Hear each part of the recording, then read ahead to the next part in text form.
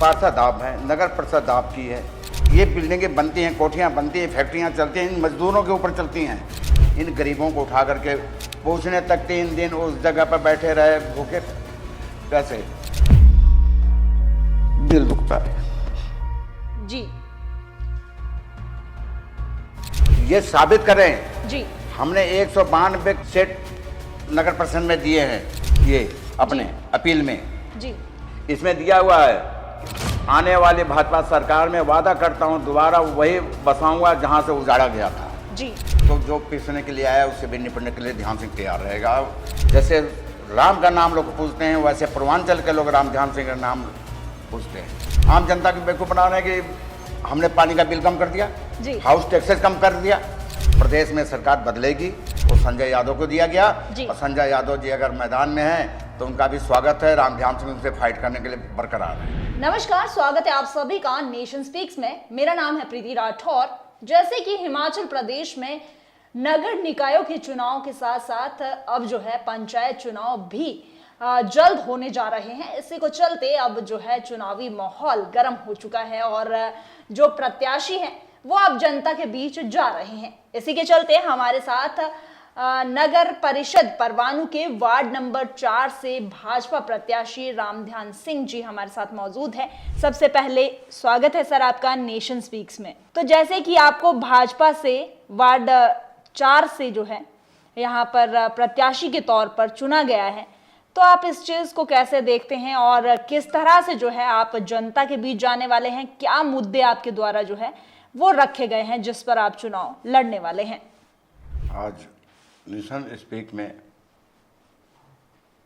जो ward number 4 के प्रत्याशी राम ध्यान सिंह को बुला करके हमारे वार्ड से संबंधित बातें पूछी जाएंगी जी, उसके लिए आप स्वागत के पात्र हैं जी। मैं तहे दिल से इस चैनल को बधाई का पात्र मानता हूँ जी। तो सर जैसे कि हमने पूछा कि आप किन मुद्दों पर जो है चुनाव लड़ने जा रहे हैं, थोड़ा सा ये बताएं। आपको बता दें जब पिछले दिनों जब कांग्रेस सरकार आई है जी, वार्ड नंबर 4 हो या वार्ड परवाणु शहर के किसी कोने से छोटे लोगों को, छोटे स्लम एरिया में रहने वालों को, रेड़ी खोखा वालों को, चाहे वो खोखा धारक हो, एक चाय बेचने वाले को जी, हमेशा तंग किया गया है, हमेशा उजाड़ा गया है जी। तो यही और यही नहीं, उनके उजाड़ने के साथ साथ उनको बसाने का प्रावधान इन्होंने नहीं कभी किया। जैसे मैंने अपने एजेंडे में, मैं अपने अपील में जनता के बीच जा रहा हूँ, अब बताने की कोशिश करूँगा। अब दिया भी है पत्र, उन्होंने नई घोषणा अभी पता लगा हमें कि 2025 में एक जहाँ से लोगों को उजाड़ा गया था वहाँ बसाने के लिए नए किस्म का एक एजेंडा छेड़ दिया है जी, जबकि वो पिछले दौरान जब झुंगियाँ उठी थी दौड़ भाग लोग किए, लेकिन उस पर बात सिरे चढ़ी नहीं। लेकिन सिर्फ लोगों को प्रलोभन देने के लिए उन्होंने ये एजेंडा छेड़ दिया है कि हम सरकार ने अनुमोदन कर दिया है, जबकि उसका आज तक डीपीआर नहीं तैयार हुआ है जी। पैसा कहाँ से आएगा, पैसा कौन देगा जी, कौन से लोग हैं, किन पात्रों को दिया जाएगा, इसका कोई प्रोसीजर नहीं है। लेकिन ये वोटरों को लुभाने के लिए ये एजेंडा छेड़ा गया है। ये अपने अपीलों में डाला है। आज हमने उनके अपील संजय महोदय की, यादव की जी, अब इन्होंने इसके मोबाइल में अपनी एक अपील डाली है जी, जिसमें उन्होंने कहा है कि हम आने के बाद वहाँ बसाएंगे और बना कर देंगे जी।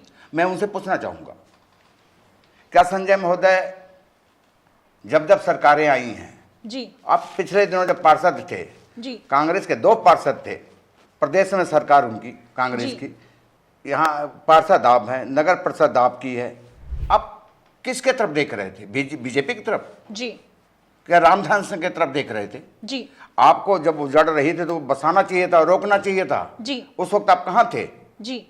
तो उस समय जो है स्लम एरिया के जो लोग हैं, हमने खुद भी कवरेज की थी, तो उनका ये गुस्सा था कि जो उनके पार्षद है उनके द्वारा जो है उनको भ्रमित किया गया। अगर उनके द्वारा सही इंफॉर्मेशन दी जाती तो शायद हम लोग जो है यहाँ से उजड़ने से बच सकते थे। क्या आप इस बात को मानते हैं?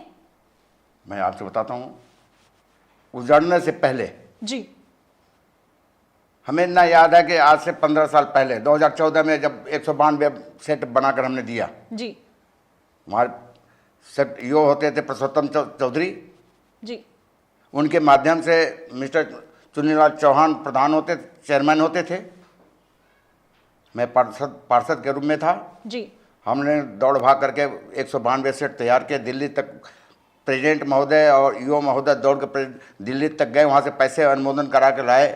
जी 192 सेट तैयार भी हुए। जी 68 से सेट जो है ऑनरों को दिया, बाकी सबके सब रेंट पे चढ़ा दिया। इन गरीबों को उठा करके पूछने तक 3 दिन उस जगह पर बैठे रहे, भूखे प्यासे, दिल दुखता है। जी बात करते हुए भावुक हो जाता हूँ मैं। जी जी जिन लोगों ने परिश्रम से अपने ये बिल्डिंगें बनती हैं, कोठियाँ बनती हैं, फैक्ट्रियाँ चलती हैं, इन मजदूरों के ऊपर चलती हैं। ये क्या प्रशासन, चाहे वो कांग्रेस सरकार, ये नहीं देखती कि बगैर मजदूरों के शहर नहीं चलता, बगैर शहर के कोठियाँ नहीं बनती, बगैर शहर का जो इंडस्ट्रियाँ नहीं चलती। जी उजाड़ने का काम तो सीखा है, बसाने का काम इन्होंने नहीं सीखा है। जी जहाँ तक दिल्ली की सरकार, सेंटर की गवर्नमेंट सरकार आवास योजना के तहत पैसे भेजती है, मगर ये लोग पैसे कहाँ लगाते हैं, क्या करते हैं? पैसा बिल्डिंग, बनी हुई बिल्डिंगों को वो रेंट पे दे देते। आज आप मीडिया का मैं अनुमोदन करूंगा, मीडिया से रिक्वेस्ट करूंगा, आप जाकर उस जो 105 सेट दिए हैं किराए पे, उसमें ये आप जाकर साबित करें, सर्वे करें। मीडिया को मैं अनुरोध रिक्वेस्ट कर रहा हूँ कि मीडिया जाए वहाँ पे, उसमें देखो कि ऑनर सही रूप से पहुँचे, यानी कोई पिंजौर का है, जी जी कोई चंडी मंदिर का है, जी दूर दूर से आके उसमें बसे में जो सब ताला लगा रहता है उसमें रहते लोग नहीं। जी और जो लोग जरूरतमंद थे उनको बसाया नहीं गया, जी इनको बेघर कर दिया गया। अरे जब हटाया है आप लोगों ने तो उनको, उनके लिए बना है, उसी में उसी रेंट पे दे दो। लेकिन जब नगर परिषद से इस बारे में बात की गई, जो पूर्व की नगर परिषद रही है कांग्रेस की, तो उनका ये कहना था कि हमारे द्वारा जो है यहाँ पर इनको बार बार बुलाया गया, बार बार जो है इनसे अनुरोध किया गया कि आप आकर जो है इसका जो क्राइटेरिया है वो फिल करे, जैसे कि जितनी मनी रखी गई थी वो भरे और उसके बाद जो है आप अपना फ्लैट ये साबित करें। जी हमने 192 जो है सेट नगर परिषद में दिए हैं जी ऑनरों को, लेकिन उनको देना नहीं था। सिर्फ 32 परिवार, 36 परिवार मैम डेजी के रहनुमाई में दिया गया जी, और 35 से 36, 30 के करीब, 28 के करीब ठाकुरदास के टाइम में दिया गया जी। बाकी जब से ये लोग आए उन्होंने बाकी के बाकी रेंट पे चढ़ा दिया, अपने चहेतों को दिया है जी। इन्होंने अपने चहेतों को दिया है जी, ऑनरों को नहीं दिया, जिनके लिए पैसे स्लम एरिया में वही लोगों को दिया जाता है, चाहे कहीं का हो। स्लम एरिया के लिए वो आवास बना था जी, उनको देना था, उनको ना दे करके अपने चहेतों को दिया, अपने दोस्तों को दिया, अपने लोगों को दिया है जी। ऑनरों को नहीं मिला है। तो अगर आप पार्षद चुनकर आते हैं तो क्या आप उसको जो है उन लोगों से वापस लेकर स्लम एरिया के लोगों को देंगे? हमने पिछले दिनों जी यहाँ पे एक कार्यक्रम हुआ था मंच के माध्यम से, आप भी उस कार्यक्रम में थे। जी, मनोज तिवारी जी आए थे, जी जी बिल्कुल, जयराम जी हमारे एक्स चीफ मिनिस्टर आए थे जी। उनके सामने मैं मंच से घोषणा किया था, उनसे उनके नोटिस में लाया था कि सत्ता में आने के बाद क्या ये काम होगा। तो उन्होंने, जयराम जी ने कहा था कि अगर सत्ता में सरकार आएगी तो आवास खाली होगा और ऑनरों के जो गरीब लोग हैं उनको दिया जाएगा। ये उन्होंने हमें आश्वासन दिया था, मंच पर आश्वासन दिया था। जी जी बिल्कुल। और मैं भी आज घोषणा पत्र में लिखा हूं, ये अपने अपील में जी, इसमें दिया हुआ है कि आने वाली भाजपा सरकार में वादा करता हूं दोबारा वही बसाऊंगा जहां से उजाड़ा गया था। जी। तो यानी कि जिस तरह से अगर देखा जाए तो आप क्या पूरी वो जो यहाँ पर अगर हम हाई कोर्ट की गाइडलाइंस की बात करें, जैसे कि यहाँ पुलिस स्टेशन के साथ वाली झुग्गी झोंपड़ियाँ जो उखाड़ी गई थी, वहां से अभी कुछ वोटर्स के नाम भी काटे गए हैं लिस्ट से, तो वो चीज कैसे देखते हैं और उन लोगों को कैसे बसाएंगे, आप थोड़ा सा ये भी बताएं। जैसे जैसे नगर परिषद का चुनाव आया जी, पिछले 5 साल पहले उसमें 1100 समथिंग लोग थे वोटर। जी मेरा वोट नंबर भी 1100 समथिंग पे था।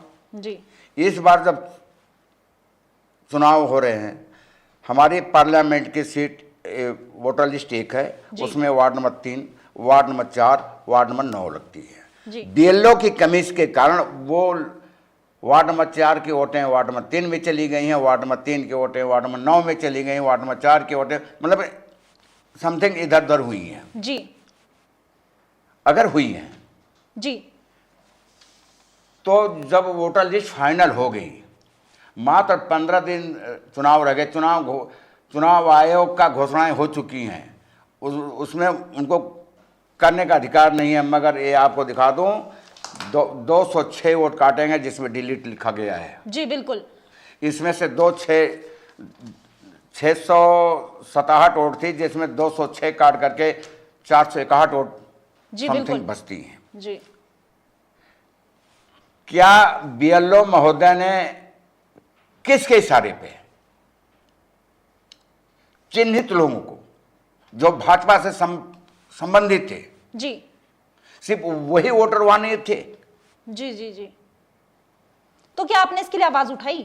हमने एक ज्ञापन भी दिया जी एसडीएम के महोदय से। जी जी जी तो एसडीएम के एसी के माध्यम से हमने ज्ञापन भी दिया, जिसमें महिला आयोग के चेयरमैन अध्यक्ष डेजी ठाकुर जी भी थी। जी हमारे भाजपा के भिन्न भिन्न अंगों के पदाधिकारी भी थे। जी लेकिन हमने ये भी मांग की कि अगर इस वार्ड के 206 आदमी निकाले गए हैं तो वार्ड नंबर 9 में 110 वोट बोकस बनी है, एक एक मकानों में 10-10, 15-15 वोट बनी है, वो क्यों नहीं काटी गई? जी बिल्कुल।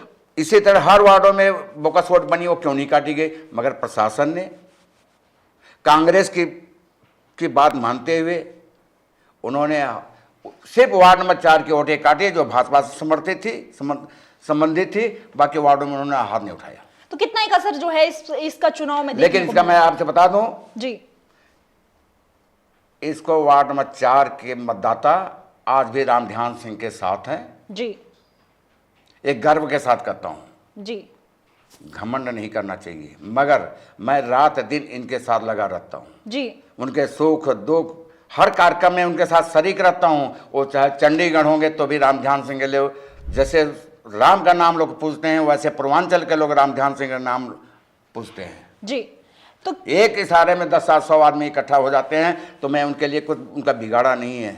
जी उनके काम सुख दुख हर कार्यक्रम में उनके साथ शरीक होता हूं, उनके सुख दुख में हमेशा तत्पर रहता हूं। जी इसलिए खड़े होते हैं हमारे। जी तो क्या लगता है कि जैसे संजय यादव को कांग्रेस ने जो है यहाँ से चुनाव में उतारा है, तो कितना एक टफ कंपटीशन आप इसको मानते हैं? इस पे भी आपका रोशनी डाल दूं। जी 15 दिन पहले कांग्रेस ने अपने 9 के 9 वार्डों के कैंडिडेट घोषित किया, जिसमें राजाराम भारती का नाम आया। जी जी बिल्कुल। जो पिछले दिनों 2-3 बार जीते हुए भी थे। जी पिछले दौरान उनका मिसेज चंद्रावती चेयरमैन भी पार्षद भी थी। जी नॉमिनेशन से एक दिन पहले राजाराम का नाम हटा करके संजय यादव का नाम दिया गया। जी हालांकि संशय बरकरार था, फिर भी जो है लिस्ट में थोड़ा सा, अगर वार्ड 4 की बात करें तो कांग्रेस की तरफ से प्रत्याशी घोषित नहीं किया गया था, बाकी वार्डों में किया गया था। क्या इसके पीछे यही राजनीति चल रही थी? इससे पहले 10 दिन पहले चुनाव इनकी कांग्रेस की बैठक में राजाराम का नाम घोषित किया गया था। जी और उस वक्त इन्होंने कहा था कि आप राजाराम कैंडिडेट होंगे। राजाराम ने यस किया था जानकारी के मुताबिक। जी मगर एन मौके पे राजाराम का जो नाम हटा करके वो संजय यादव को दिया गया। और संजय यादव जी अगर मैदान में हैं तो उनका भी स्वागत है। राम ध्यान सिंह उनसे फाइट करने के लिए बरकरार है। जी और यहाँ पे जरूर जानना चाहेंगे, जिस तरह से अभी तक स्लम एरिया के लोग जो है वो राजनीति में कहीं ना कहीं पीसते हुए नजर आए हैं, तो क्या आश्वासन देते हैं उनको कि इस बार जो है राजनीति में वो नहीं पीसेंगे? जब आपने उखाड़ी दिया है जी, जब उनको हटा ही दिया है तो पिसने का मतलब क्या है? जी बिल्कुल। जब वो वहां रहते थे तो आप पिसते जी। अगर दोबारा जब हम बसाएंगे इनको जी तो जो पिसने के लिए आया उससे भी निपटने के लिए ध्यान सिंह तैयार रहेगा। उन गरीबों के साथ अगर बेइंसाफी होगी तो उनसे हर तत्पर हर मौके पर उनके सुख दुख में खड़ा रहूंगा, चाहे प्रशासन जितना कुछ भी कर ले। जी, तो अभी आप वोटरों के बीच में भी जा रहे हैं। ये भी बता दूं, चाहे हमारी सरकार होगी, जी। भाजपा की सरकार उनके साथ बेइंसाफी करेगी तो उनके साथ में आप बड़े से बड़े नेताओं के साथ मिल करके उस चीज को सुलझाने की कोशिश करूंगा, उनको उजड़ने से बचाने की कोशिश करूंगा। जी, तो सर मगर हम मकान बना करके देंगे और अपनी सरकार में मेरी इतनी पहुंच है कि मैं सीधा मेन कुर्सी से संपर्क मेरा हो जाता है। ऐसा हमारा भाजपा के अंदर छोटे से छोटे कार्यकर्ता के भी स्थान मिलता है। जी, आप इतिहास गवाह है, पूरे राष्ट्रीय स्तर पर देख लो चाहे प्रदेश स्तर पर देख लो, पिछले लाइन का उठकर कार्यकर्ता चीफ मिनिस्टर की कुर्सी पर बैठता है। जी बिल्कुल। मैं पिछले दिनों पूर्वांचल का रहते हुए भी जी, भाजपा सरकार ने मैं नगर परिषद का जो है नॉमिनेटेड मेंबर घोषित किया था। जी, क्या भेदभाव है इसमें?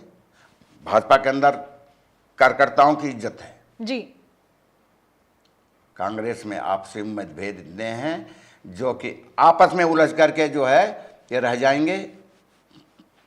मिटती हुई पार्टी है, जी, समाप्त होती हुई पार्टी दिखाई दे रही है। जी। जिस प्रकार के ये इतिहास काल परमाणु में भी दिख रहा, काल परमाणु शहर के अंदर ऐसा है, एक दो लोगों के हाथ में है जी, गेम, जो पार्टी को समाप्त कर दिया। जिन्होंने कांग्रेस को समाप्त करने में लगे, ना कि भाजपा को समाप्त नहीं कर सकते। विश्व का सबसे बड़ी पार्टी है, कांग्रेस को क्या समाप्त करेंगे? वो खुद आपस में लड़ करके समाप्त हो जाएंगे। मैं बताऊं आपसे, जी, ये इतिहास गवाह है। 2010 में सैंपल पे चुनाव हुआ था। जी, किसी कारणवश मैं निर्दलीय प्रत्याशी उतरा जी, और 940 वोट लेके गया था जी, पूरे शहर से। जी, मैं भी अपना एक स्थान रखता हूँ, अपना स्थान रखता हूँ। तब से आज तक भाजपा ने हमें सपोर्ट किया है और भाजपा के प्रत्याशी के रूप में उतरा हूँ। हम संजय यादव का भी स्वागत करते हैं अपने वार्ड में। जी, वो अपना घोषणा पत्र देंगे, हम अपना घोषणा पत्र देंगे। वो तो अपने घोषणा पत्र क्या देंगे, उनको तो फिर कांग्रेस को उस वार्ड नंबर 4 में उतरना ही नहीं चाहिए था। उनको तो अभी जवाब भी देना है। जो जनता उनकी सरकार के रहते हुए जो उनके जो लोग हैं वो नहीं बस पाए, इस पर उनको जवाब भी देना होगा कहीं ना कहीं। जब जनता देगी जी, 2017 का दिन, 17 तारीख आपके सामने है, उस दिन को रिजल्ट का पता लग जाएगा। शाम तक जी, 5-7 बजे 8 बजे तक रिजल्ट आ जाएगा। जी, ये तो यही वार्ड नहीं, 9 के 9 वार्डों में बता रहा हूँ, 7 प्रत्याशी 8 प्रत्याशी जीत के भाजपा के आएंगे। यानी कि आप दावा करते हैं कि जो नगर परिषद परवाणु है भाजपा की होगी। हाँ, पक्का पक्का। तो फिर सर यहाँ पे ये जरूर जानना चाहेंगे, ये तो एक मुद्दा हो गया कि आप जो है स्लम एरिया के लोगों को जो अभी उजड़े हैं उनको बसाएंगे। इसके अलावा और कौन से ऐसे मुख्य मुद्दे हैं जिस पे आप और काम करेंगे?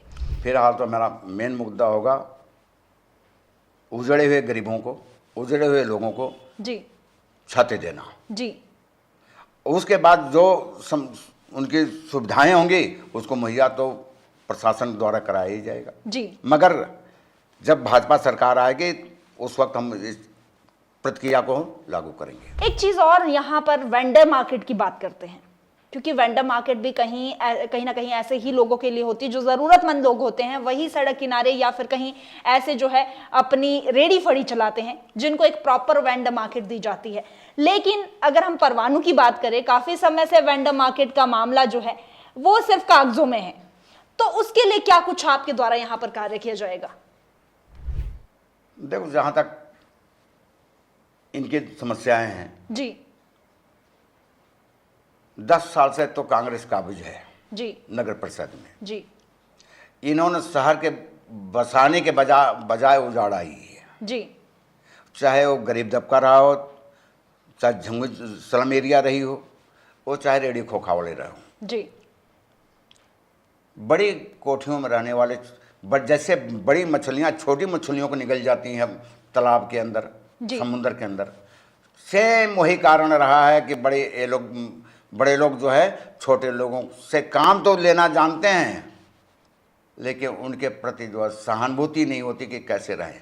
जी, जहाँ तक आप बैंडेज उनकी बात की, आश्वासन देता हूँ कि अगर सत्ता में भाजपा आई नगर परिषद में, बेगर भेदभाव का जो ऑनर होगा, जो सही काम करने वाला होगा, जी रेंट पे चलाने वालों को बख्शा नहीं जाएगा जी कि वो ले करके रेंट पे चलाएं। बिल्कुल। वो 6 महीने के अंदर काम करने वाला आदमी, वो जिस खोखे के अंदर काम, जिसने काम किया है, लाइसेंस इशू हुए हैं, वेंडर दुकानें मिली हैं, अगर उसके अंदर वो रेंट पे चलाएगा तो वो जगह भी जो काम करने वाला ऑनर होगा उसकी होगी, वो किराया नहीं ले सकता। जी और जेन्युइन लोगों को, जी बाहर के लोगों को नहीं, जी जो जेन्युइन काम करने वाले, वहां पर रहने वाले थे लोग, उन्हीं को दिया जाएगा। एक चीज और, अगर हम वार्ड नंबर 4 की बात करें या पूरे परवाणू शहर की बात कर लेते हैं, पानी की समस्या काफी ज्यादा रहती है, तो इस चीज को अभी कैसे आपने करेंगे? देखा कांग्रेस अपने घोषणा पत्र में लाया है जी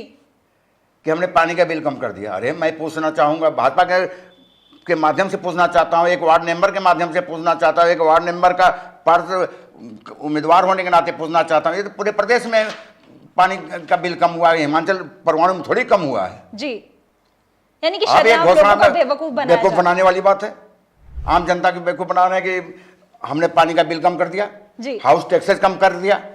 अरे क्या हाउस टैक्सेस के बारे में, जिसका जो है टैक्स थोड़ा सा आता है उसका बना के पर्चा ये भेज देते हैं लाखों में, जी। जब मौके पे पहुंचते तब फिर ठीक होता है। क्यों जी? अगर हम यहाँ हाउस टैक्स की बात करें तो आपने देखा होगा, अभी मंडी के ही वो ले लो आप, मंडी में देखो चुनाव किस तरह से उन्होंने रोक दिए हैं और वहां पर जो है उन्होंने सारे नामांकन वापस ले लिया है। और ये जो है बहना करके एक वार्ड है मंडी नगर निगम का, वहां पे भी हाउस टैक्स को लेकर ही जदोजहद चल रही है, क्योंकि हर एक जगह में ये कहना है जैसे ही जो पंचायत है वो नगर निगम में या नगर पंचायत में आती है या फिर नगर परिषद में आती है तो एकदम से हाउस टैक्स लग जाता है। तो यहाँ पे कैसे एकदम से हाउस टैक्स कम हो गया, ये जरूर जानना चाहेंगे। अब इसके बारे में मैं गहराई तक नहीं जाना चाहूँगा। इतना हम जानते हैं जी कि जितना हाउस टैक्स लगाया है, इतना तो हमें पता था कि जब हम 95 के अंदर हम जीत के आए थे, मैं वाइस प्रेसिडेंट था, जी तो एक गाइड आई थी कि 7% से ऊपर ही लगाया जाएगा। जी लेकिन इन्होंने इतना मोटा टैक्स ठोक दिया अपनी कमेटी चलाने के लिए जी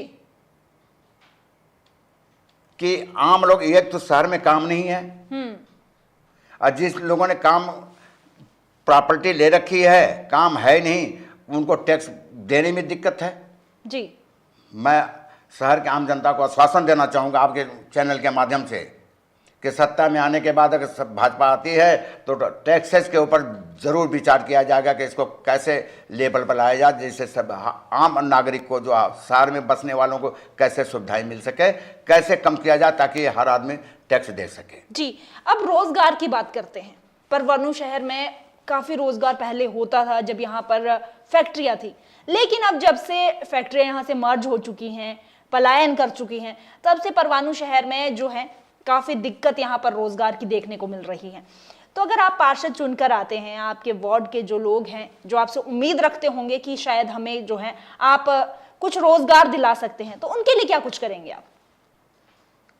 खास तौर से मैं बताऊं कि इस सरकार में तो नामुमकिनियत कि कुछ हो सके। जी हाँ, इतना जरूर कहूँगा 18 महीने के बाद अगर भाजपा सरकार आती है, जी उस मुद्दे पे पूरा कमेटी सीएम से मिलेगी। जी ये तो मान के चलें 101% की प्रदेश में सरकार बदलेगी, हमारा नया मुखिया होगा, पूरी कमेटी, पूरा हाउस जाएगा जी इस शहर को बसाने के लिए, इस शहर की इंडस्ट्रियाँ चलाने के लिए जी क्या कदम है।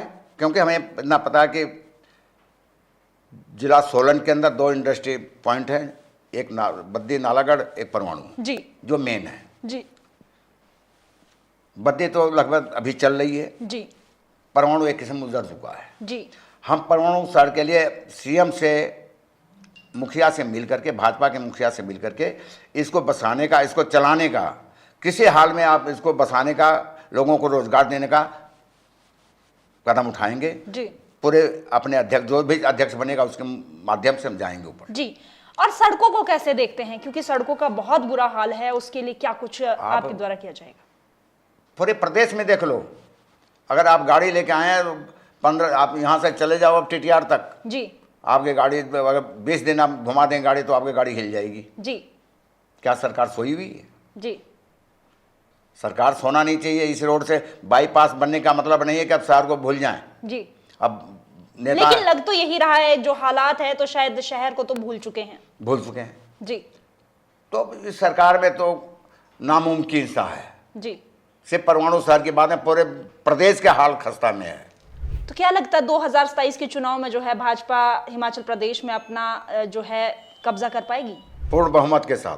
पूर्ण बहुमत के साथ? पूर्ण बहुमत के साथ। इनका शायद 2, 4, 5 सीटें आ जाएं तो भी मुमकिन कहें। जैसे बंगाल में क्लीन चिट हुआ है ना। जी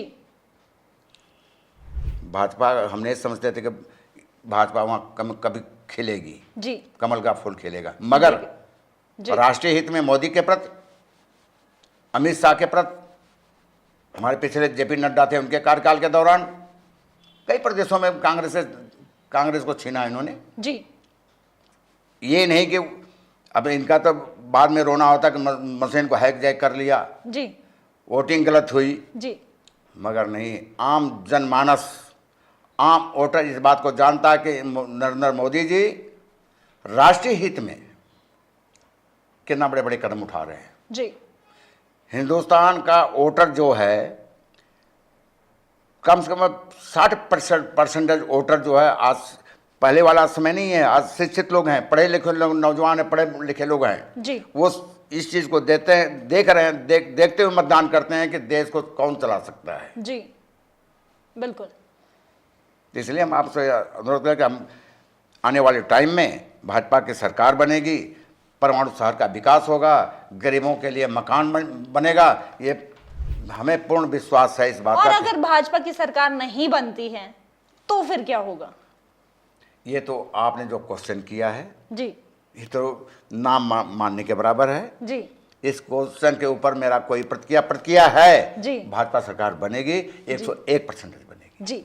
अब लास्ट में अंतिम सवाल ये है कि जो आपके जो वार्ड के लोग हैं और परवाणु की प्रबुद्ध जनता के लिए क्या कुछ संदेश देना चाहेंगे आप? मैं परमाणु के प्रबुद्ध जनता से यही अपील करूंगा, अनुरोध करूंगा, कर बड़ों को चरण वंदना करते हुए, बराबर को जय श्री राम करते हुए जी, यही अनुरोध करूंगा कि आने 17 तारीख को मतदान के दिन सुबह 7 बजे लाइन में लग करके जी, अपने मतदान का, अपने मत का भाजपा से संबंधित वार्डों में भाजपा के लिए मतदान करें। हमारी 9 के 9 वार्डों में 8 कुर्सियां मिली हैं, 1 ताला चाबी मिला है, सब पे अपना मुहर लगाएं जी, और भाजपा के उम्मीदवारों को जी, जिताएं। आने वाले टाइम में अपने परमाणु के भविष्य के लिए, सड़कों, पानी, सब समस्याओं को से हल करने के लिए भाजपा को जिताएं। इसी के साथ मैं जनता से अनुरोध करूंगा बार बार कि वो भाजपा को जिताएं। जी। इसी चुनाव चिन्ह क्या मिला है आपको, ये जरूर जानना चाहेंगे। ये दिखाएं, आपके सामने रखी हुई कुर्सी। जी, यानी कि कुर्सी आपको, कुर्सी ये पर ऊपर बैठने के वाली लिए की देन कुर्सी ही है, आपको ये चुनाव ऊपर चिन्ह वाली मिला की है। देन है कि पहले ही राउंड में भाजपा ने अपने कुर्सी जीत ली है। जी, चुनाव 17 को पहले कुर्सियां ईश्वर ने, ऊपर वाले ने, बड़ा महान है, वो भी देख रहा था ऊपर से कि तबाह हो रही है, शहर तबाह हो रहा है, कुछ अच्छे लोगों को भेजो ताकि जी, शहर चलते हुए तो कुर्सी मिली है भाजपा को। जी, बिल्कुल, कुर्सी तभी मिली है जी, ये हमारा देन है, ये ऊपर वाला का देन है, ऊपर वाले ने भेजा है। जी, हम ऊपर वाले को भी मानते हैं। जी, अगर ऊपर वाले को मानता है, सृष्टि चले ऊपर वाले की वजह से चल रही है, जी, जी, तो कुर्सी इसीलिए मिली है। जी। बहुत बहुत धन्यवाद यहाँ पर जो आपने अपना वक्तव्य रखा, उसके लिए बहुत बहुत धन्यवाद। धन्यवाद।